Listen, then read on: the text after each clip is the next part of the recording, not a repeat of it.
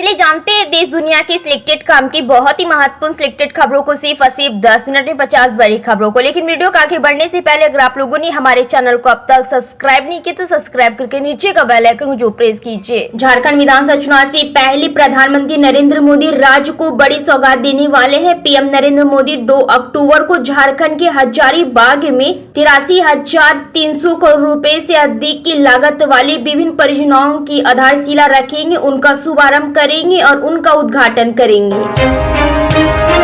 राजधानी दिल्ली में अगर आप कई सारे दोस्तों के साथ निकल रहे हैं तो आप सावधान हो जाए। दिल्ली पुलिस ने अगले 6 दिन के लिए दिल्ली के कई इलाकों में नया कानून लागू कर दिया है।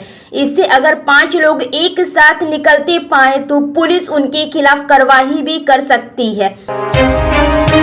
केंद्रीय अल्पसंख्यक कार्य मंत्री किरण रिजिजू ने मुसलमानों को लेकर कांग्रेस पर बड़ा हमला बोला है। केंद्रीय मंत्री ने अपने बयान में कहा है कि पिछले 60 साल में मुसलमानों को गरीब कांग्रेस ने बनाया है। इसी के साथ उन्होंने कांग्रेस को चेतावनी देते हुए कहा है कि मुसलमानों को वोट बैंक मत बनाओ। देश में एक साथ चुनाव कराने की अपनी योजना में अमल में लाने के लिए सरकार द्वारा 3 विधेयक लाए जाने की संभावना है, जिनमें 2 संविधान संशोधन से संबंधित होगा। प्रस्तावित संविधान संशोधन विधेयक में से एक स्थानीय निकाय चुनावों को लोकसभा और विधानसभाओं के साथ कराए जाने से संबंधित है। इसके लिए कम से कम 50% राज्यों के अनुसमर्थन की आवश्यकता होगी। केंद्र सरकार ने हाल ही में किए असंगठित क्षेत्र के श्रमिकों को मजदूरी में वृद्धि के फैसले के बाद अब शहरों में रहने वाले कम आय वाले परिवारों की पहचान के सर्वे कराने का फैसला किया है। सरकार द्वारा 25 शहरों में शहरी गरीबी की पहचान के लिए 1 अक्टूबर से घर घर जाकर सर्वेक्षण किया जाएगा। हालांकि इस नई परियोजना के लॉन्च की कोई भी समय सीमा अभी तय नहीं हुई है। झारखंड में विधानसभा चुनाव से पहले राज्य में धार्मिक उबाल पैदा होने पर हेमंत सोरेन की सरकार को विपक्षी पार्टी भाजपा ने कटघरे में खड़ा किया है। राज्य में काली मंदिर के सामने प्रतिबंधित मांस के टुकड़े मिलने को लेकर भाजपा प्रदेश अध्यक्ष बाबूलाल मरांडी ने मुख्यमंत्री हेमंत सोरेन सरकार पर गंभीर सवाल उठाए हैं। कई राज्यों में मौसम करवट लेने जा रहा है। आने वाले 5 दिनों में दक्षिण और पूर्वोत्तर के राज्यों में भारी बारिश की संभावना है। मौसम विभाग के मुताबिक अगले 5 दिन में मध्य भारत में हल्की बारिश का अनुमान है। वहीं उत्तर और पश्चिम भारत में मौसम शुष्क बना रहेगा।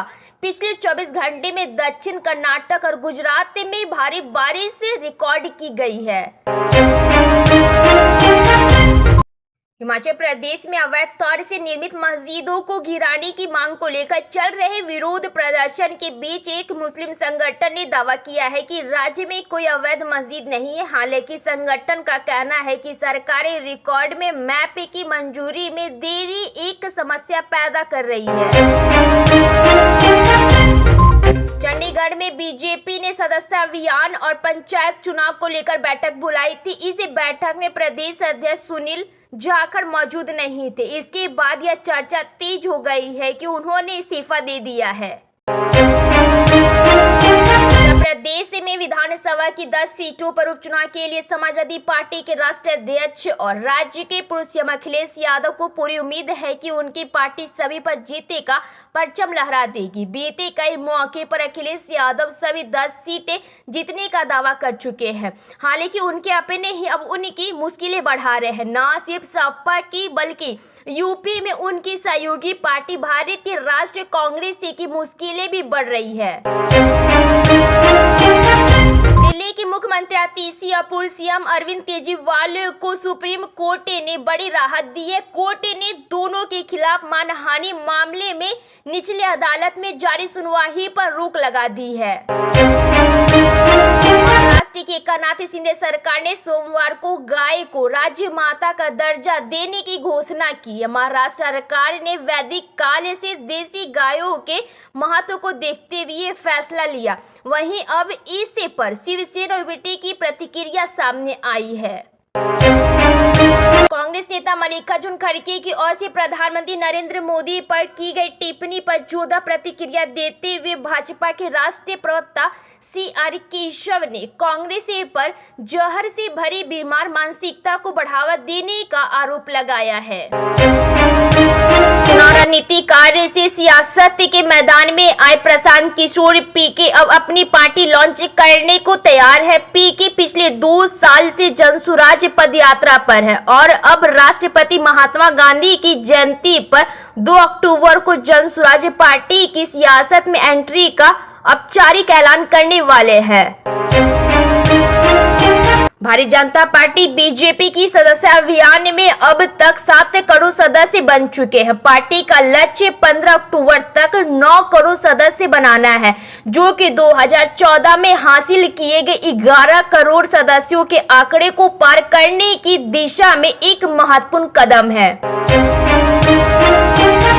समाजवादी पार्टी के एक विधायक के बयान पर राजनीति गर्मा गई। ये विधायक ने कहा है कि मुसलमानों की जनसंख्या बढ़ रही है और यही कारण है कि अब जल्द ही भाजपा का राज समाप्त हो जाएगा। सपा नेता के बयान पर भाजपा ने भी पलटवार किया और कहा है कि ऐसा भड़काऊ बयान नहीं सुना नहीं जाएगा। केंद्र सरकार ने विधानसभा चुनाव से पहले देसी गायों को लेकर बड़ा फैसला लिया गया। सरकार ने ऐलान किया है कि देसी स्वदेशी गायों को अब से जय माता गौ माता का दर्जा दिया जाएगा। वहीं सिंधी कैबिनेट की बैठक में देसी गायों के पालन पोषण के लिए 50 रुपए प्रतिदिन की सब्सिडी योजना लागू करने का भी निर्णय लिया गया। भारत मौसम विज्ञान विभाग IMD के अगले 5 दिनों तक पूर्वोत्तर के 7 और दक्षिण भारत के 2 राज्यों में भारी बारिश की चेतावनी जारी की गई है। वहीं पश्चिम और उत्तर भारत में मौसम शुष्क रहने का अनुमान है। पिछले 24 घंटे में गुजरात और कर्नाटक में सबसे अधिक बारिश रिकॉर्ड की गई। यूपी में 5 दिन मौसम सुहाना रहेगा। सुप्रीम कोर्ट ने एक गरीब छात्र को IIT में एडमिशन देने का आदेश सुनाया है। छात्र के पिता मजदूर और समय से 17,500 रुपए की फीस नहीं भर पाए थे। कोर्ट ने विशेष शक्तियों का इस्तेमाल करते हुए IIT को उसे दाखिल करने का निर्देश दिया और कहा है कि ऐसे युवा प्रतिभाशाली लड़के को जाने नहीं दे सकते। चीफ जस्टिस ने छात्र को ऑल द बेस्ट भी कहा।